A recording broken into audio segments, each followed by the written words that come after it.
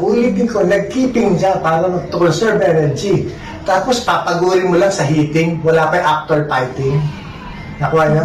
Pagpasok mo ng ruweda, sampang mo sa ruweda, ibaba mo kagad yung manok. Alakarin mo. Mental conditioning yun, akin to, ako nauna. Saka ang gagawin nyo lang, sa ruweda, focus, pinopokus nyo yung manok nyo sa kalaban.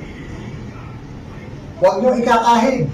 Yung iba, kinakahig pa, sari-saring sahig. Kaya nga kayo nagkikiping, pinapahinga yung manok sa keeping para to conserve the energy. Tapos yung iba, hindi naghihiting, kahit dito, kahit doon, kita mo, hingal na yung manok, timbangin mo, tapos yung iba na timbang, babagsak ng timbang.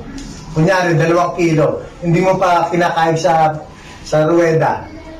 Iikahig mo ng todo, yung ihiting mo ng kinakahig, hinahatak ang buntot, tapos timbangin mo, babagsak ang timbang ng 30 to 35 grams. Dapat, ipopokus mo lang. Patuka ng patuka, iharap mo yung manok mo doon sa kalaban. Pagka ang pinapatuka mo ang manok, sumipa na ang manok ang paa, galit na yan sa kaganon. Merong manok na late na nagagalit, yung malamig. Huwag mo nang babasahin ng manok.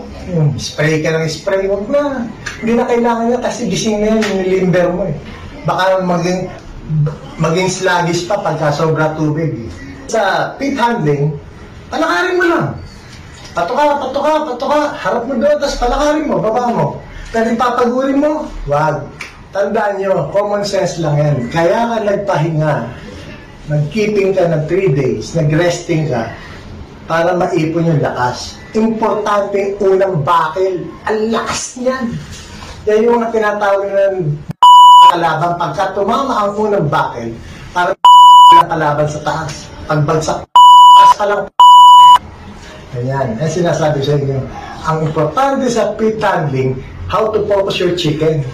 And how to the opponent, pinopokus sa kalaban.